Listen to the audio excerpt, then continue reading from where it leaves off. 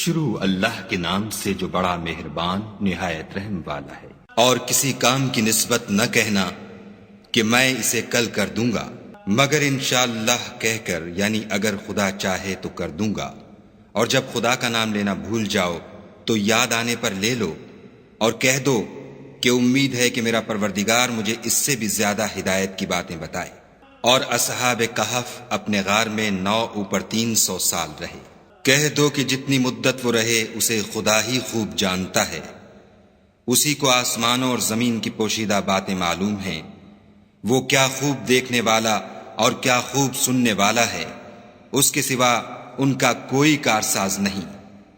اور نہ وہ اپنے حکم میں کسی کو شریک کرتا ہے۔ اور اپنے پروردگار کی کتاب کو جو تمہارے پاس بھیجی جاتی ہے پڑھتے رہا کرو، اس کی باتوں کو کوئی بدلنے والا نہیں، اور اس کے سوا تم کہیں پناہ بھی نہیں پاؤ گے۔ اور جو لوگ صبح و شام اپنے پروردگار کو پکارتے اور اس کی خوشنودی کے طالب ہیں، ان کے ساتھ صبر کرتے رہو، اور تمہاری نگاہیں ان میں سے گزر کر اور طرف نہ دوڑیں کہ تم آرائش زندگانی دنیا کے خواستگار ہو جاؤ۔ اور جس شخص کے دل کو ہم نے اپنی یاد سے غافل کر دیا ہے اور وہ اپنی خواہش کی پیروی کرتا ہے اور اس کا کام حد سے بڑھ گیا ہے، اس کا کہا نہ ماننا۔ اور کہہ دو کہ لوگو یہ قرآن تمہارے پروردگار کی طرف سے برحق ہے، تو جو چاہے ایمان لائے اور جو چاہے کافر رہے۔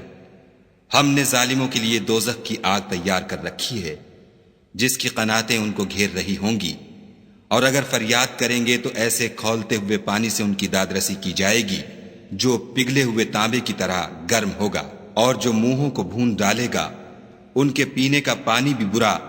اور آرام گاہ بھی بری۔ اور جو ایمان لائے اور کام بھی نیک کرتے رہے تو ہم نیک کام کرنے والوں کا اجر ضائع نہیں کرتے۔ ایسے لوگوں کے لیے ہمیشہ رہنے کے باغ ہیں جن میں ان کے محلوں کے نیچے نہریں بہہ رہی ہیں، ان کو وہاں سونے کے کنگن پہنائے جائیں گے، اور وہ باریک دیبا اور اطلس کے سبز کپڑے پہنا کریں گے، اور تختوں پر تکیے لگا کر بیٹھا کریں گے۔ کیا خوب بدلہ اور کیا خوب آرام گاہ ہے۔ اور ان سے 2 شخصوں کا حال بیان کرو جن میں سے ایک کو ہم نے انگور کے 2 باغ عنایت کیے تھے، اور ان کے گردا گرد کھجوروں کے درخت لگا دیے تھے، اور ان کے درمیان کھیتی پیدا کر دی تھی۔ دونوں باغ کثرت سے پھل لاتے اور اس کی پیداوار میں کسی طرح کی کمی نہ ہوتی،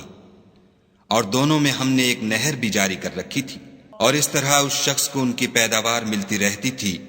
تو ایک دن جب کہ وہ اپنے دوست سے باتیں کر رہا تھا، کہنے لگا کہ میں تم سے مال و دولت میں بھی زیادہ ہوں، اور جتھے اور جماعت کے لحاظ سے بھی زیادہ عزت والا ہوں۔ اور ایسی شیخیوں سے اپنے حق میں ظلم کرتا ہوا اپنے باغ میں داخل ہوا۔ کہنے لگا کہ میں نہیں خیال کرتا کہ یہ باغ کبھی تباہ ہو، اور نہ خیال کرتا ہوں کہ قیامت برپا ہو، اور اگر میں اپنے پروردگار کی طرف لوٹایا بھی جاؤں تو وہاں ضرور اس سے اچھی جگہ پاؤں گا۔ تو اس کا دوست جو اس سے گفتگو کر رہا تھا کہنے لگا کہ کیا تم اس خدا سے کفر کرتے ہو جس نے تم کو مٹی سے پیدا کیا، پھر نطفے سے، پھر تمہیں پورا مرد بنایا؟ مگر میں تو یہ کہتا ہوں کہ خدا ہی میرا پروردگار ہے، اور میں اپنے پروردگار کے ساتھ کسی کو شریک نہیں کرتا۔ اور بھلا جب تم اپنے باغ میں داخل ہوئے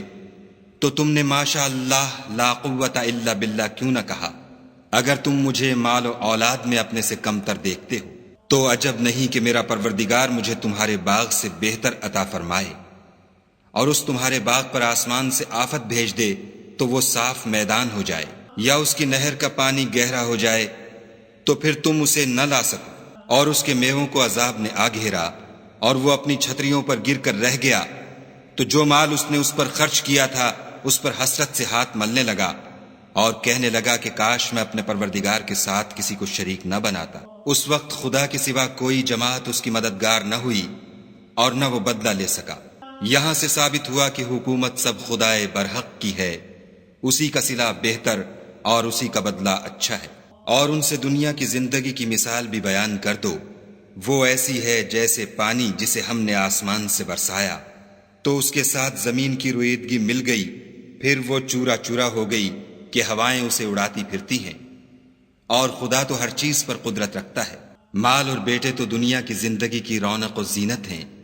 اور نیکیاں جو باقی رہنے والی ہیں وہ ثواب کے لحاظ سے تمہارے پروردگار کے ہاں بہت اچھی اور امید کے لحاظ سے بہت بہتر ہیں۔ اور جس دن ہم پہاڑوں کو چلائیں گے اور تم زمین کو صاف میدان دیکھو گے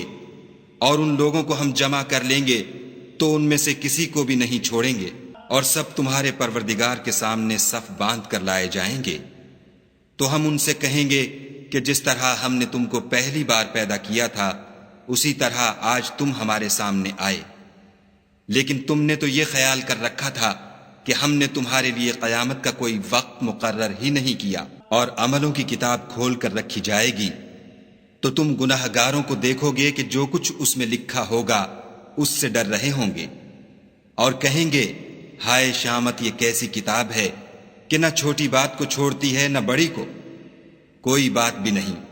مگر اسے لکھ رکھا ہے، اور جو عمل کیے ہوں گے سب کو حاضر پائیں گے، اور تمہارا پروردگار کسی پر ظلم نہیں کرے گا۔